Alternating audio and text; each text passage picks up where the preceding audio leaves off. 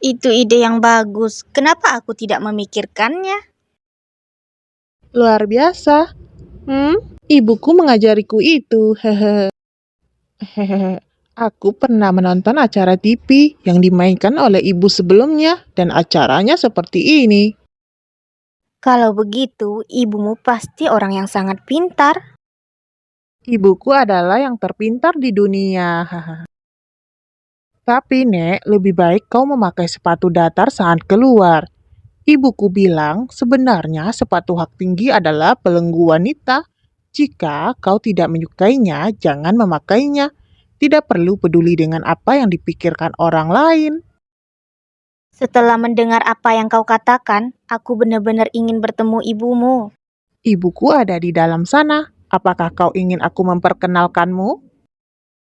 Di dalam, bukankah itu kantor pelayanan? Apakah ini anak dari bawahan? Anak sialan, anak bawahannya sudah besar sekarang, tapi dia bahkan tidak punya istri. Mungkin sedikit merepotkan sekarang, tapi aku akan pergi menemui ibumu ketika aku punya kesempatan. Sedikit tidak sopan bertemu orang seperti ini. Kalau tidak, aku sangat ingin bertemu wanita yang menarik ini. Ini kartu nama ibuku. Kau bisa menelponku ketika kau punya waktu. Akhirnya, aku mendapatkan kesempatan untuk membagikan kartu nama khususku. Kalau begitu, aku akan menerimanya. Semakin aku melihat anak ini, semakin aku menyukainya. Aku tidak tahu kapan putraku yang tak berguna itu bisa memberiku cucu. Pengiriman sepatu akhirnya tiba. Adik kecil, aku masih memiliki sesuatu untuk ditangani. Aku akan turun sekarang. Kau tidak boleh memberitahu orang lain apa yang terjadi hari ini. Hanya rahasia di antara kita, oke? Lagi pula, aku telah anggun seumur hidup. Lebih baik tidak menyebarkan hal yang memalukan seperti ini. Oke, aku berjanji tidak akan memberitahu siapapun. Hehehe. Anak baik. Di mana Shenbiao? Kenapa kau keluar? Bukankah aku menyuruhmu menunggu di ruangan? Aku baru saja membantu wanita tua.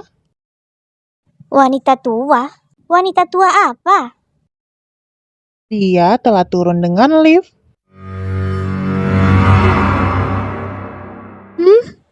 Dikatakan bahwa anak-anak muda melihat hal-hal yang tidak bisa dilihat orang dewasa. Apakah itu benar? Bahkan tidak ada orang di lantai kantor Lipainan ini. Kelihatannya sangat dingin dan menakutkan. Aku tiba-tiba ada urusan mendesak. Kita tidak akan menunggu ayah hari ini. Aku akan membawamu pulang lebih dulu. Apakah urusan pekerjaan? Iya, Baiklah kalau begitu. kita akan kembali lain kali.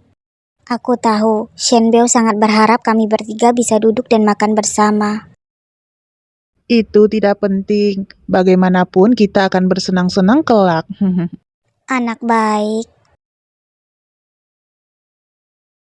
Presdir, waktu kau kembali ke kantor nanti, ada kejutan yang menunggumu. Kejutan apa? Kau akan tahu waktu kau masuk. Sangat sulit menyimpan berita ini selama 1 jam. Aku yakin Presdir akan tergerak waktu dia masuk dan melihat Nonalin. Mungkin Presdir akan memberiku kenaikan gaji waktu dia bahagia. Hah? Presdir, bukankah itu sebuah kejutan? Pujilah aku, dan berikan aku kenaikan gaji. Ini benar-benar sebuah kejutan. Kenapa aku merasa suara Presdir tidak terdengar baik? Presdir harusnya tidak bereaksi seperti ini waktu dia bertemu Nonalin. Nyali? Ibu, apa yang kau lakukan di sini? Apa yang kau bicarakan? Tidak bisakah aku datang melihat putraku? Aku tidak berkata begitu. Aku baru saja membawa naik Nonalin dan Shenbiao. Bagaimana mereka berubah menjadi Nyonyali? Apa aku mengigau? Sakit. Lalu, kemana Nonalin dan Shenbiao? Apa Nyonya Li mengusir mereka? Jika aku tahu, aku akan memberitahu Presdir lebih awal waktu Nona Lin dan Shen Beo datang. Apa ini? Menurutmu, kau tahu dengan sekali melihatnya? Kau lebih baik menyimpannya untuk ayahku. Saat aku masih SD, kau iseng memasak untukku dan ayahku, dan kami masuk rumah sakit selama seminggu. Masakanmu mengerikan, dan kau selalu menunjukkan itu untuk mempermalukan dirimu sendiri. Hei, bagaimana mungkin kau mengatakan itu tentang ibumu? Apa kau tidak bisa seperti anak orang lain? Mereka semua memuji ibu mereka tanpa ragu. Aku tidak tahu apa yang aku makan saat aku hamil dirimu, yang membuatku melahirkan dirimu yang hina ini. Kenapa anak orang lain sangat lucu? Bisakah aku membawa ini keluar untuk gantinya? Aku sangat baik, jika tidak ada yang lain, kau bisa kembali lebih dulu. Kau sangat mudah marah. Jika bukan karena menantuku, aku tidak akan datang meskipun kau menangis dan memohon padaku. Kapan kau akan membawanya menemui aku? Dia agak penakut, kau akan menakutinya. Jangan bicara omong kosong. Aku sangat ramah. Bagaimana mungkin aku menakutinya? Selain itu, aku baru saja memberinya hadiah yang cukup untuk menunjukkan ketulusanku. Kedepannya jangan ikut campur mengenai masalah ini. Bagaimana aku bisa tidak ikut campur? Itu menantuku. Bagaimana aku bisa diam dan tidak melakukan apapun saat dia ditindas seperti itu? Bukankah menantuku merasa senang? Aku telah menyelesaikan masalah sebesar itu untuknya. Aku kira dia akan tersentuh untuk langsung segera menikahimu. Lihat dirimu, itu karena sifat pemarahmu, hingga aku belum punya cucu. Apa kau tahu kalau aku baru saja bertemu anak yang sangat lucu? Jika bukan karena hukum, aku pasti sudah menculiknya. Beri aku perhargaan juga. Saat ayahmu seusiamu, kau sudah sangat besar, tapi kau bahkan belum menikah. Sebenarnya putra presiden sekarang juga sudah besar. Lupakan saja. Lebih baik mengandalkan diriku sendiri daripada mengandalkanmu. Kau masih di perusahaan pada jam larut seperti ini. Kau tidak ada harapan. Ngomong-ngomong, aku tidak membuat kotak makan siang itu. Kau bisa memakannya. Dia tidak membuatnya.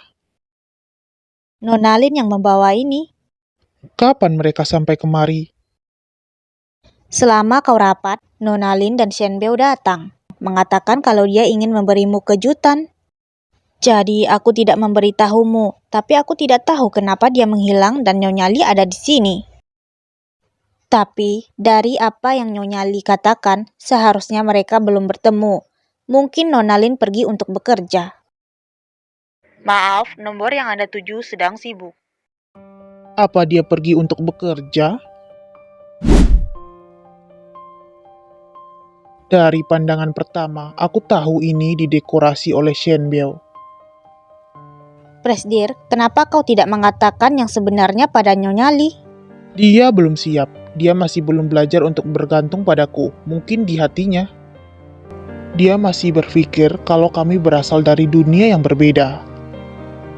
Jika aku mempublikasikannya secara publik, dia akan tak terbiasa.